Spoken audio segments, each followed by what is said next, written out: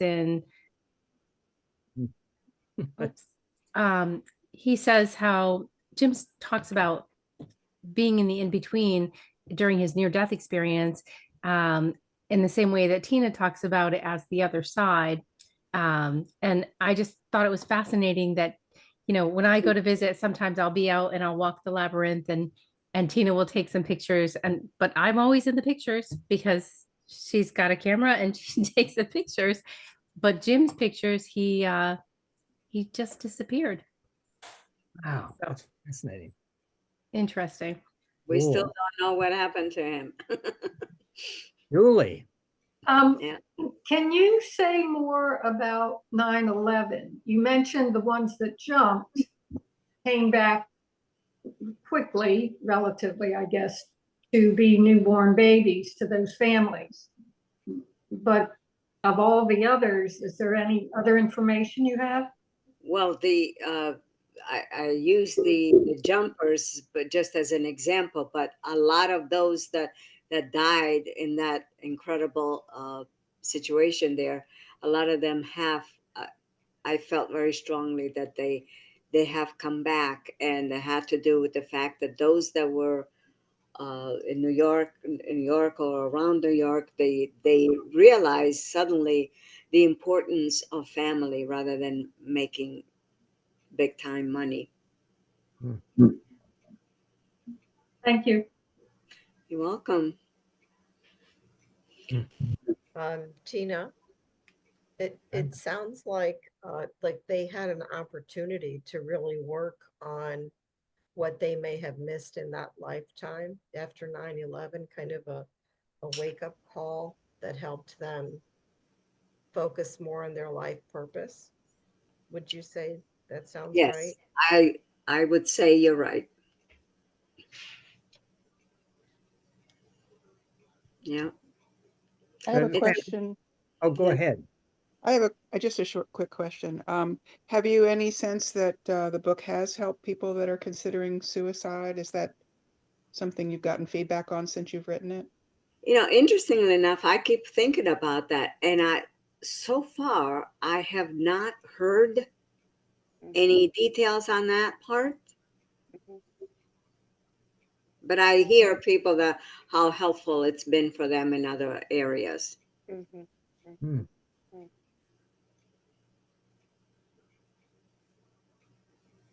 Yeah, I know at some IANS conferences, I've met psychologists who say the reason I come here is I find these stories are the most helpful way for me to help my suicidal patients. And I'm not sure how they use them, but my sense is they don't try again, and they see that there's great purpose to life, even as painful as it is. Well, yeah, because if we come back with this thin veil of consciousness where we remember almost everything, and it's like, why go back sooner than needed? If you can see what the rest of your contract is, the concept of writing a contract, you do get that, right, David? Yes, but Okay. please expand on it for us. Your thought. We all, I truly, this has been proven to me many, many times through the sessions I've had with other people and everything, that we all write a contract before we come on the earth. And there's help, because sometimes we forget how difficult it is. The density of the energy here on the earth is it's not as easy as we think when we're out on the other side. So the guides help us. Are you sure that you want to have a death of a child and a divorce around the same time? Space it out so it's less painful, so there is help as far as that goes. But yes, we all write our own contract, and everybody that's in our life, they're all volunteered to do this. I remember when I learned that I had actually chosen my parents, and of course they agreed. I said, "Oh my God, was there a shortage of parents that I had to choose? I had to choose mine," and so it was quite interesting. There are no no victims. Everything happens for a reason. We decide how to write our own contracts, and everybody else that we come in touch with, they're part of the contract, whether it's spouses or children. And sometimes, because most of that situation happens in what's called family of souls, and we play different parts with each other. I've certainly read that. I'm wondering, where did you get that information? Yeah, that's a good question. It's like when I get it, it feels right in the gut, and there's no way that anybody could convince me otherwise. When I feel something, I feel it. And even my husband goes, "Yeah, you feel, you feel." What do you mean you feel? And you feel it, you feel it. It resonates. Yeah. And then he gets he doesn't know, he becomes speechless, because one time I said, you better slow down, because around this corner here there's a cop, parked. And I said, "Oh, you think you know everything." And of course he did slow down, and as soon as he turned, and he looked at me like he didn't know what to say. He was speechless. Do you have a lot of precognition experiences? uh, I don't know about a lot. You knew when I was going to call you? That's thank God for Dick Dingus that created that a book, the list of people that, yeah, he's a great guy. I got to meet him when I spoke at the INs there a few years ago. Mm-hmm. He's a wonderful person. Yeah. Yeah, she's referring to the speakers list that's available to our groups that has dozens of people who are willing to do talks, mostly free of charge. So that's Yes. the speaker list. Julie, you have a question. Can you confirm, or what you believe, you feel, that even people like Hitler and others that I won't mention have a contract? They come here for a purpose. On the physical level here, may seem just filled with hate, and yet I feel like they have a purpose, and that their spirit is going to eventually cross over and be part of the whole like the rest of us. Does that sound correct to you? Yeah. If I'm understanding the question correctly, I do feel that yes, we all make this contract. Of course, in the earth experience, we have free will.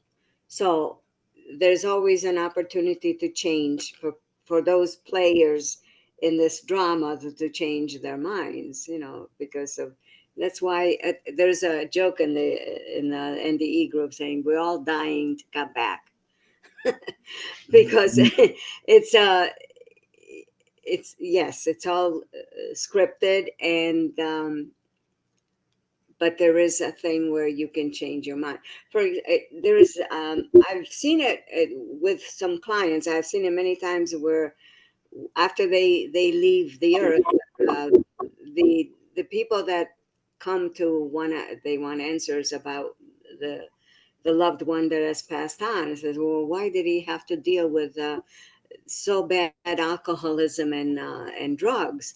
And because it was part of the contract, he or she wanted to see what it felt like to be in that kind of situation, so they could utilize it and help others on the other side when they would come back there. So they could say things like, "I've been there, done that, and this is the way it is." And but because the energy is so dense, they get stuck. We get stuck in doing certain difficult things that we write about. It's supposed to be just to try it out, to give it a shot, to see what it feels like. It's not meant to be stuck in it, but the earth experience, you do at times, yes. And it's like a miracle when it happens through AA and all that. Some people do have an opportunity to get out of it without dying. Well, I totally am on board with all that. I have no problem with, mental illness, alcoholism, all that. But when someone appears to deliberately be, hurting others, like no concept of compassion or empathy, but that was still part of the plan, I'm guessing. Part of the plan, but it could have been not necessarily to be that dense, that intense, but it has to do with the stuckness, and of course the ego has a big part in it. That's why it's so important to pray and meditate, because the ego has no choice but to step aside. So whatever you get in that format, it comes from spirit. So So- when people cross over, they are enveloped in love and part of everything else on the other side. They're not separated. Right? I'm sorry, say the first part again. Okay, say Hitler. He dies, he crosses over. Is he then just like all the other spirits, just pure love and embraced? And It's been my understanding that I go through, because of the intense, they have to be processed to be able to go, and there's some kind of a cleansing type of routine, which is, it's lack of better words, and there's help for them to be able to do the life review and understand why it happened, how could it have been done differently, and all that. But okay. yes, once the clarity gets in there, yeah, they know exactly how it could have. So a lot of people say there's no way in hell that I'm going to come back to this plane again. And of course, once they go back and they do the life review, they realize what they could have done differently. And so many times they pick to come back again. Okay, that makes sense. Yes. Yeah. So Liz and Santa, before I have you jump in, Tina, I think what you're saying is, for example, your husband had planned to play this abusive role, and you had both planned that before you came in here. But there's also cases with free will where people can go way beyond whatever they had planned. Is what I've heard or understand. Yes, it's true. It Okay. all depends on the situation, where the mentality is at the time, and of course, the ego. The ego is not our friend, that's for sure. So Liz, you have a question, and then Santa. Very quick. Where do you live? I want to come see this labyrinth if it isn't too far away. Well, Yeah. I live in Granby, Connecticut. Where are you? I'm in Durham, North Carolina. So it's pretty far. Is that southern Connecticut or North. north? It's Okay. I'm in the north. I'm closer to Massachusetts. Very good. Very good. Thank you. Thank you. And Santa. And Tina, I'd like to get your thoughts on the young soul versus old soul discussion. For example, I've read where, along the same line as what Julie was saying, that Hitler was a young soul and that he hadn't had very many lifetimes. So he was still learning and hadn't had the spiritual light that perhaps an old soul, someone who'd been to earth or to other places several times. Can you comment on that? Okay, so it's my feeling, my deep feeling is that old soul, new souls. I don't understand that. Souls to me are souls. Now I know that there are those that are, they were never meant to come on the earth, and then they decide they're masters, very highly developed beings that come on the earth to be able to do certain uh, tasks that are very difficult, and then they go back. But they come like the indigo children, all those that are in their 30s and early 40s.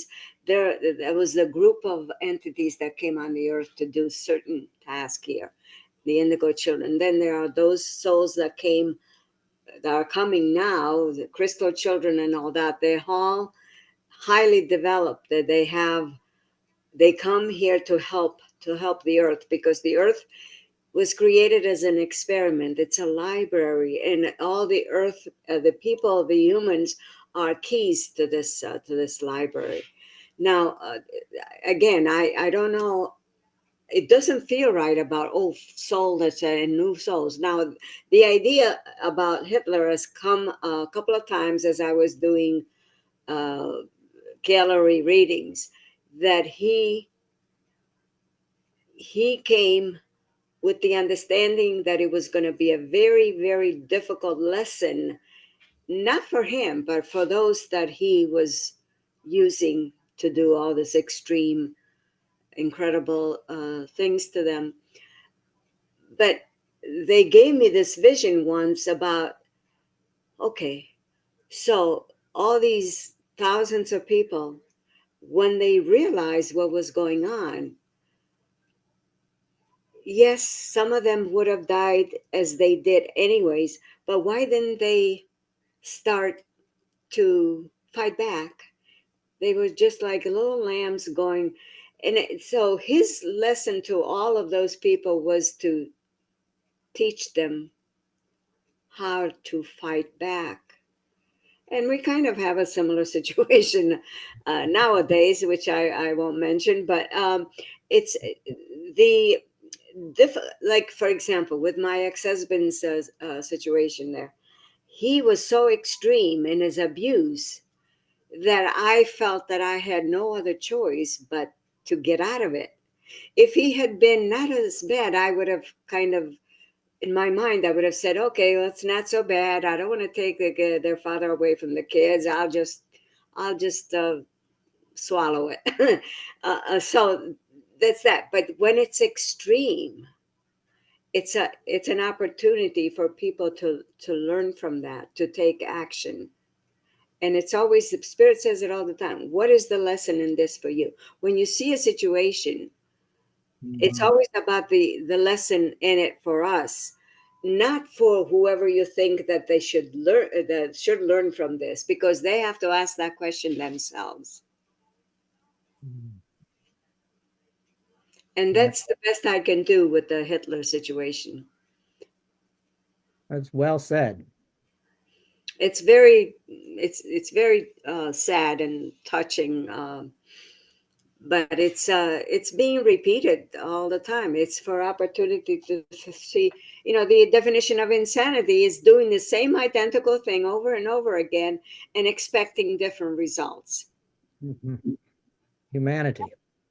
Okay, so it's, what is it? What is the lesson, and how we could do this differently? Mhm. It's as simple as that. I don't know why my camera is not working right. Anyways, Hear you. Mhm. okay. All right. So, any other questions, please? Yes. Anybody have anything else? Good questions. Well, Tina, thank you so much. We Oh, I it was have definitely my pleasure. one more oh, quick question, we got a sorry. question. Yes, Sure. Is that your name, Santa? Santa, Santa. Okay, Santa. sono italiana. Oh, brava. So we've heard a lot about raising our vibrations, and that the next few years, many people are going to open to spirit. Can you just talk briefly about that? Sorry, I know we're advanced in our time. No, we got time. No. Well, it's there is no time on the other side. The time is valid here on the earth because otherwise we wouldn't keep appointments and all that. So um, this could happen. And of course, honestly, the extraterrestrials are there to help us. Okay. All we have to do is allow. Fear does not help us. They are there to help us. I have, as a Bethany and I do this together by the NDE group in Connecticut. I've been there longer, and I'm the one that books the speakers.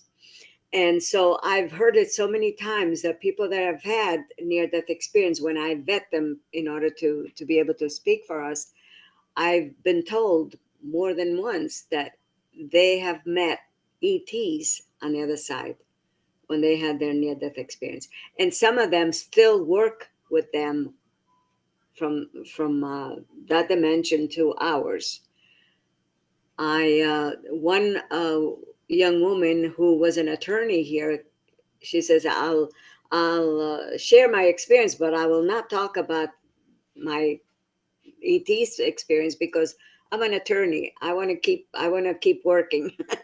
And but she told me that these ETs are still working with her, and they want her to get involved with children to guide them, because these children are highly developed beings, but they need guidance. And so she volunteered to do that. And it says, it's interesting, I've never had any children, but whenever I go to parks and everything, they keep drawing them to me. It's energetically they feel that she's there to do this type of work.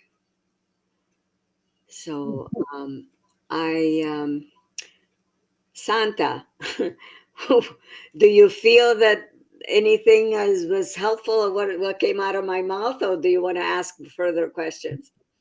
No, it was very helpful.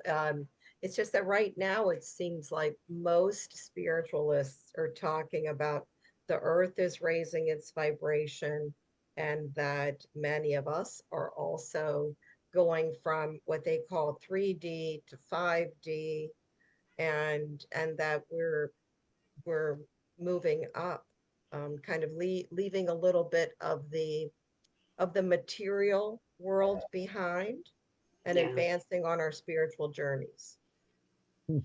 Okay, so that's one way of explaining. To me, it's I'm aware of the fact that this era is the Aquarian age, and the Aquarian age, unlike the Piscean age, which was all about being stuck, nothing movement, no movement at all, the Aquarian age is going to last for apparently for a few hundred years, I hear, and it's all about tying up loose ends and meeting up with the people that you might have been together in previous lifetimes or whatever, to finish up, to do work together, not by accident. It's all part of the plan. That resonates with me a lot. And that's what I've been Yeah, experiencing trust the gut. myself in meditation, and also working with others. Yeah. So if you ask, how can I remember sometimes these guides are really, really funny, because after I saw the angel over the garage, and I felt like I had wasted so much time. And I said, what can I do? I was doing some journaling. I said, what can I do to advance myself? And what I heard, and I even put that in my book, what I heard was, get yourself a step stool. I said, what? Says, well, you're going to be speaking with big audiences, and the podium is too tall for you. Italian, but I'm sure. And so, so it's like they just want us to continue to keep ourselves healthy, hydrate, and all that. And the time will come. It's nothing that we need to push and pull. It's just going to happen, because that is part of the vibration, the energy of our contracts. Hmm. Hmm. Food for thought. Thank you. Thank you very much. Welcome, Santa. That was good. Good answer. Any other questions or subjects to get into? The subject of ETs, I'm just curious how you define that, Tina. Are these souls that are incarnating in different parts of this physical universe or other universes that are, because I've heard that they're very interested in what's happening here and they're helping, as well as these angels and guides and light beings, whatever we call them. So the question is, The question is, how are you defining ETs? oh, well, the ETs are those that have, first of all, there are different races even in that, and they all, not all of them are, some have their own agenda, but those that belong to a specific sector, they are the ones who are really working to uh, help us humans and the earth. Okay. And the idea is that they have, they're more advanced than us. The technology is much more advanced than ours. As a matter of fact, I don't know if you heard of the Eisenhower. He got involved with some ETs, but they were not in our best interest, and so they had their own agenda, and he made a deal with them, and that's how we ended up technology galore. Soon after that, this was in the mid 50s, and they didn't realize him about much later how they kind of lied to him. But we did get technology from that. But the there is a special sector. I don't remember the name, what they're called. The if I find it, I know I will. I will send it to you, David. How's that? There are those that are from the betterment of the earth, and they're the ones who want to help us. I believe that the those 9 entities are part of that group. Huh. That's what I feel.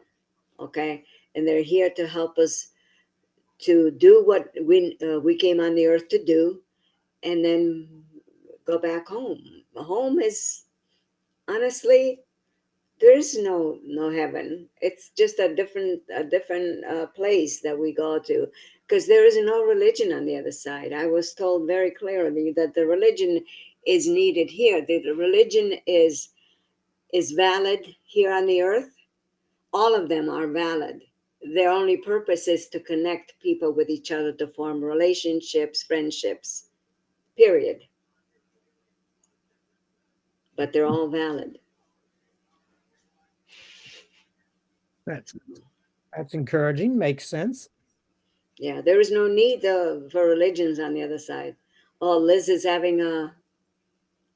Are you okay, Liz?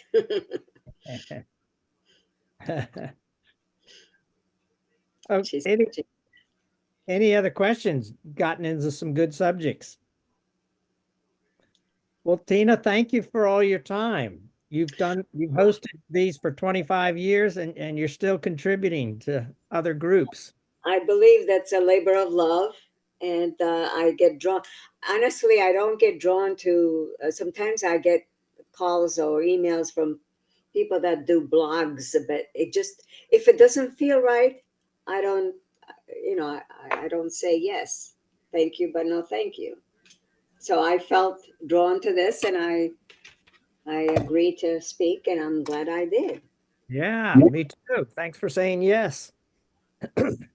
You. Good. Well, take care and thank you, Bethany.